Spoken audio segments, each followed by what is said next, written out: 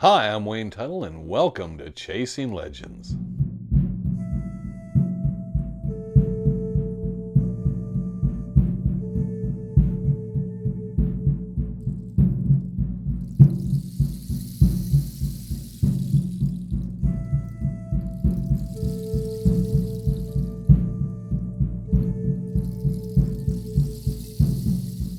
Welcome back to Chasing Legends. I'm Wayne Tuttle, your host for this week. We're going to be doing something a little different from here on in for a while. This episode would probably be viewed best if you go and watch our Friday episode, Season 5, Episode 1. And even more so if you go to Season 4, watch Episode 12, which actually dovetails and works its way into Season 5, Episode 1, and then come back and join us. If you do that, you're going to get the full treatment, because what I'm going to be doing today, no spoilers, anything like that, I'm going to be talking about kind of the questions some people will have about that first episode and how we got there. So giving a pause here because we want everybody to kind of take that moment and think this through, because they might want to go back and do that. It also additionally allows us not to have an hour and 15 minute, hour 30 minute episode for the first one. So we wanted to do this, and then additionally, documents we'll be talking about and so forth, we're going to be putting them up on the website. So just look at it this way, outside of watching a few commercials along the way, you can get all this content and all this stuff and see the documentation and follow the story. That being said and done, here we go. So we're dealing with the spiral staircase. You're thinking deja vu, because I realized today I put on the same shirt I wore in Season 4, Episode 12, and Season 5, Episode 1. I thought, well, let's just wear the same stuff. So, yes, we're going back. We're time traveling to 2019, because that's when this started. Trevor was still in college. Tyler was still in high school. And Trevor was unavailable, so we basically grabbed up Tyler. So when you hear us referencing Tyler and going, well, where's Trevor in all this? Trevor wasn't there for those episodes and some of this stuff. It was actually Tyler. Tyler did a great job for us out there, covering everything and getting everything in. So that kind of touches that. Yes, I was wearing all this. I'd first heard of the spiral probably in the late 90s, early 2000s. And it wasn't called the spiral. I think someone just told me about this pit mine. And I went out to check it out, and I approached the whole thing, and I kind of thought, what is this? And nobody was, you could tell someone had been working on it off and on, but there was no one out there at the time. I looked it over, realized there's nothing shored up, there's no timbering, it seems a little large to be a prospect hole, there's a bit of a dump here, but I looked at all the material and stuff. It just seemed like someone's pipe dream. And I couldn't make anything of it. Didn't know of any other prospects mines in the area. I was up on this mesa. I dismissed it entirely. I thought, yeah, there's no reason to be here. This is some crazy man's work. So I went away. Randy Wright got a hold of me, and I don't know if he'd seen the article, and we will post the article and then give you a screenshot of it, but we will post it on the website so that you can read the article. And it came out probably about 2002. So there was a point where Randy had mentioned about it, and he talked to someone and was going to go out there. Now this is where time and distance, a lot of things happen. I don't remember if Randy and I went out, or if he just went out by himself and then we went out or anything. But all I know is I don't think he had much interest either. So it kind of fell by the wayside of who gives a crap. So a few years go by, and I hear little bits and pieces. Some guys have been out there working at a couple different periods of time. And I saw the newspaper article. And what irked me about the newspaper article is there's no substantive date, anything, any real names. It just says a guy and then his son, and then there was some workers, and a guy dies, and this and that. Oh, sometime in the 20s or maybe the 30s. And then it gives you nothing definitive to do research on. So I tried to contact the paper and tried to find out who wrote this article, because this is kind of mythological almost in a sense. And nobody would give me quite an answer. I think I know who contributed for the article, and but it didn't seem to matter. And I was like, okay, I want to pull some more information. So it got the best of me as I heard there was a group out there, and I know a number of people who were attached, and I talked to Rick Gwynn, who knew a number of people who were associated with it. And Rick and I kind of talked it over, and he told me some of what he kind of knew, which wasn't a lot. Rick wasn't really that interested in it. But then Frank and I became intrigued because what happened is there's a connectivity between all these people in these different sites. And we started referring to it as kind of like the Superstition Triangle, kind of like the Bermuda Triangle. And there was all this different stuff that had happened in there. And there was the Holy Stones and the Burns Ranch and Ward's Cabin and some other mysterious events and the Holy Stones and this and that and sites of alien craft and all these different conspiracy theories and all these different people interconnected in different ways. So we got a little interested. And of course, in 2019, the fire rips through the superstitions, kind of pushing us out for a while to hold up on filming. And then the rain came, and then Fish Creek Hill's gone, and we couldn't finish what we were doing. And I turned to Frank and said, let me put a little research in. Let's go out here and do this, so at least we can wrap this season up. Which we were able to, and it was 2019, and we finished up, we filmed, we got everything done. And then that thing came along called COVID-19. And everything came to a grinding halt. We went out and tried to do some stuff that you'll see in there. We tried to see where we could go. And the nice thing was there wasn't a lot of people out and about when we were able to do some stuff. But it kept holding things down. Remember, everyone was in lockdown. I had a letter of allowing me to travel and do things during COVID lockdowns and so forth for work purposes. But Frank worried about his health and stuff, and then suddenly the kids and everything going on, it was decided just to kind of stand down, wait a bit, we'll get right back to it. And none of us expected the next year to be what it was. So during this process, you have to remember, by the end of the year, Woody's in a coma. He's basically almost declared brain dead, and they're thinking of pulling the plug on him. Loses, 80 pounds? Literally comes back like Lazarus from the dead. And so all this stuff you got to remember is like had us kind of walking on eggshells with a lot of people. So I was doing research, connecting things and stuff and people. I got the story of Andy Sinbad and his involvement in it, and I talked to Jesse Feldman and Jack Sanfelice about they'd went out there, what their thoughts were. Steve Bowser, Greg Davis, Jack Carlson. We managed to connect and get information from Paul Zellner, who had been out there. I talked to Tom Van, who had been out there. Salvador Delgadillo, of course, had been involved a bit out there in some of that in the aspects. Bill Johnson, I talked to him one year at the run. So I'm building up all these different people, and the thing I was finding was reoccurring in all this over a 20, 30-year span, actually it was about 50-year span at that time of all these people involved, was everyone's story was different. Their descriptions were different.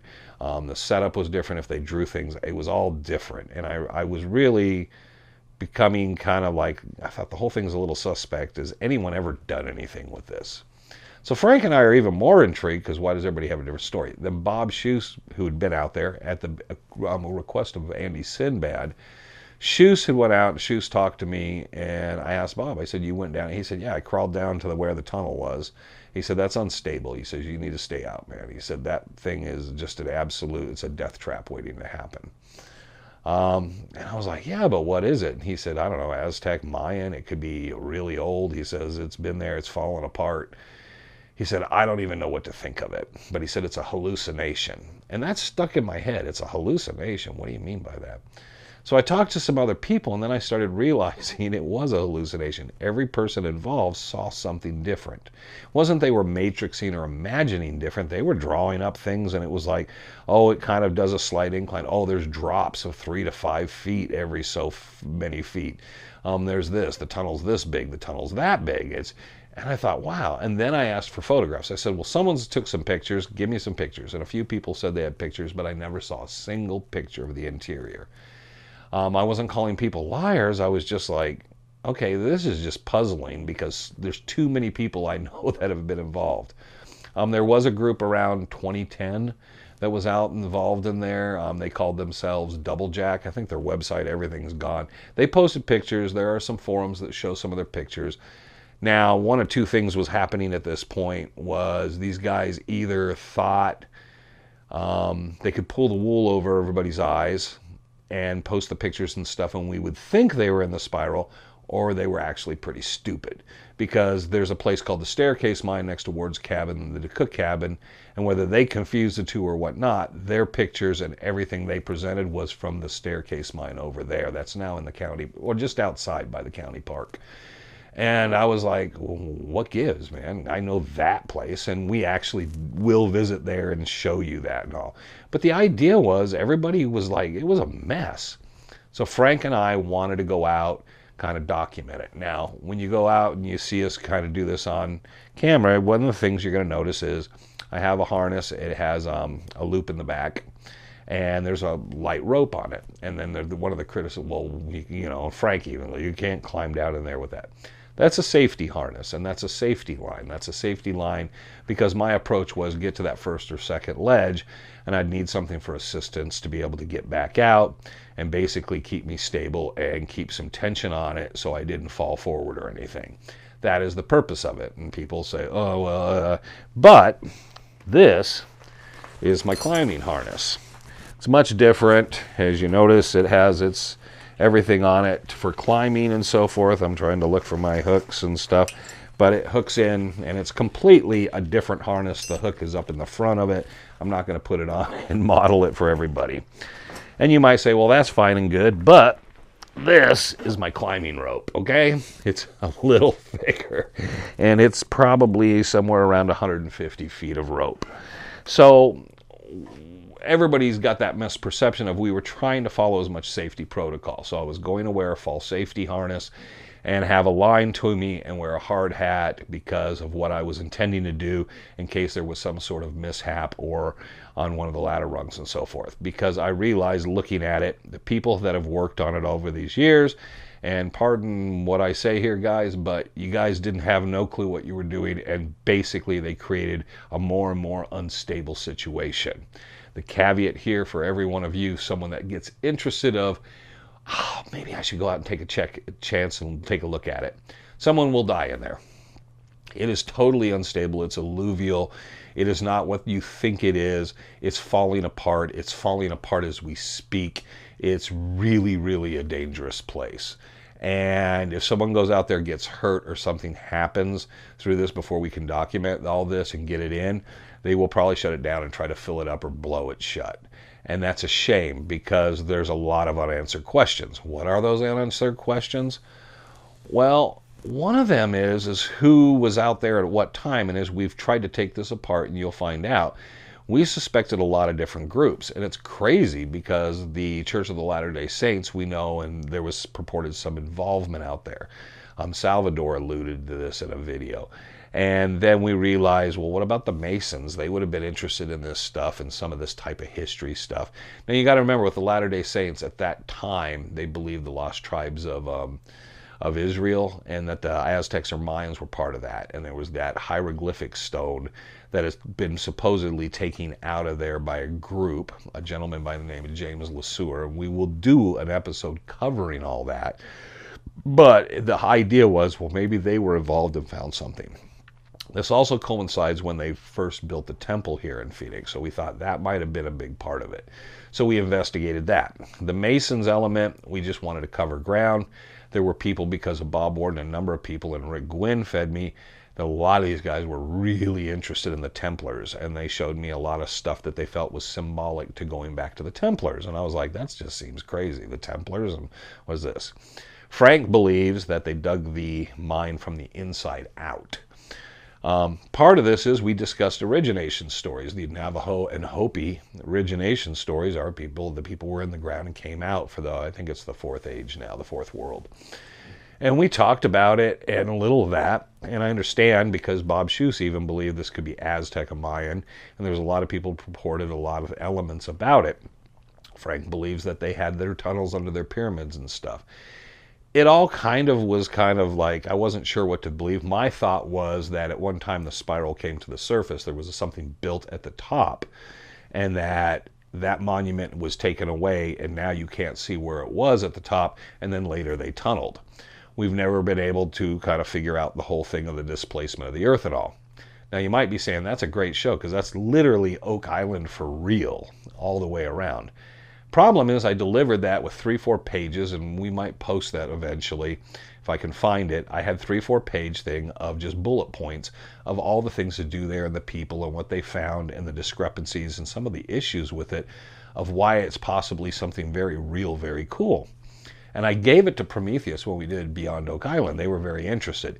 During Unexplained Unexplored, I tried to encourage Emiliano and Justin for now to go out with me to check the site out. I gave them the coordinates and said, you guys need to check this out for a future episode. This is something that needs to be kind of looked at. Nobody would take me up on it.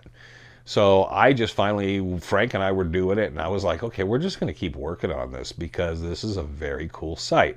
I offered if Gary Drayton had the time, that Gary Drayton could come out and he'd look at it, because I thought they would have an interest because it coincides a little bit with a pit and all the sort of same similar things. It doesn't have the wood levels. Now, this did have 2 seals in it, and it had a burial area of sand that was bad down in the seals. What becomes very interesting is most recently, and within the last 30 days, I found letters and some manuscript pieces in a file, and I realized what it was talking about. It was talking about the staircase, the spiral staircase. And I thought, oh, that's... And this gentleman had met someone, and the person had worked on it, and they talked about it at length. It took them a couple of years to pull the sand out. And I was going through it and going, this is very interesting. I don't remember this account. I don't know who the person who wrote it, their actual real name. But I was like, man, this is interesting. And then suddenly in it, it said the only thing we found in the sand, because he asked, what did you find? He said, we hit the second seal, and then we went down and we cleared some more rubble, and then we found a wood bottom. There was timbers. He said the timbers were supported from below, and we did not want to open that up or change it because we weren't sure what was supporting it below. We could just suddenly go to a death fall after that. But he said when we cleared these 2 seals for a year or 2, when we cleared out the sand, there was only 2 things in the sand. And they were these pyramid rocks. And they were just in there, and it was just kind of like puzzling why those 2 things were the only rocks in the sand. They took them out and got them outside and set them aside, and he claimed that they disappeared. He did not know what happened to them. There's been other artifacts that were supposedly pulled out of there that disappeared. And I thought that's a really funny story, because if you watch episode 1 at one point, you see me walking towards Frank with this pyramid, this rock that I found out there laying on the ground. I thought, wow, it's been shaped. But what was more puzzling to me is that it was just sitting 20 feet north of the sand where they dumped all the sand. So it was like sitting there. I thought it was something, the way it's cracked and broken, it could have been some sort of capstone that had been out there, that had been on possibly something at one point or some sort of marker. And I still don't know, but I'm trying to get this. Is this one of the 2 that was pulled out? Or is this an additional one that was found? Frank instantly dismisses it as like it's nothing. And I'm like, it's a pyramid rock right here sitting on the ground. What do you mean? There's nothing even shaped, anything definitely even close to it. So I don't know what it means. There's no markings on it of anything else. But it really was funny that I didn't know about this story till 30 days ago. I found the story, and then I realized when we watched the video that I'm walking right through with that. And I was like, that's right, I have that stone in the garage. So, and there's been some odd things connected to that maybe we'll talk about in the future. The fact that I have possession of that. But it's a very strange story. I think everyone's going to enjoy the episodes and where we go. And we're going to go a little bit of everywhere with this, because there was so much we were trying to cover to prove, disprove, debunk, try to understand, and pull up historical documents. So we will be able to document a lot of it. There was some interesting sidebars and side trips along the way that I basically say goes with it, but it's all connected into this one thing. And it's funny that in the beginning I referred to it as the superstition triangle, and that everything seems to be pyramid triangular shaped within it. It's a very, very cool thing. So I hope everybody enjoyed this episode, everything undoing this. Oh, one other thing I wanted to touch upon, so we kind of remember this is, and someone commented on it, but Salvador DeGrazia was involved in a group or 2 involved with this. Salvador, as far as I know, that he told me, and I believe there's Chasing Legends videos where Salvador says he never traveled down the tunnel. We did not want Salvador, Bill Johnson, anyone connected with it to go out there with us. We wanted to look at it with our own eyes and our own doubts and stuff, not hurt any feelings, and say, okay, are these guys full of crap? And then start looking at things. There's a lot about this that's very real, very true, which is kind of odd. There's a lot about this that's very dangerous and very sketchy. And there's a lot of dangerous and sketchy people that have been involved with this. So as you get to see this wrap out and where it's at, you will gain a better understanding. 2 different archaeologists have been out there and checked this site out. Neither one of them wants to be identified by name. They said they went out, they said there is the possibility this could be Mayan or Aztec influence. They understood my theory as far as the Pimas or the Hohokam or origination stories with the Hopi or Navajo, and they said, yeah, there's very real possibilities there. But they said academically it would be like a death sentence to them to support those types of theories, and they felt they would not be able to get the proper permitting to do the proper excavation of the site to be able to determine exactly who, what, where, and when. And because of that, it just falls into this weird place. So there you go. There's that first episode. Please go to season 4. Check out that last episode if you want. It'll help you out. Season 5, episode 1. If you didn't do it, you're going to kind of hate yourself now and want to follow this through. We will be doing Chasing Legends like this to unwrap, explain a few things, give you some insight, and kind of move the whole thing forward. I think everyone's going to enjoy that, because unlike a lot of times where you just got 100,000 questions, we got to answer comments, or we're trying to do lives and kind of keep things orderly as we kind of do it, we'll be able to do this episode by episode and kind of explain where this is. So you're getting bonus. So you're getting something on top of the episode, and then we'll put the documentation at www.legendofsuperstitionmountains.com. And that's a free place to go, so you'll be able to see the documents, print them if you want to or whatnot. And you'll be able to look at that type of information and material as well as review the footage and all. So I hope everybody really enjoyed this.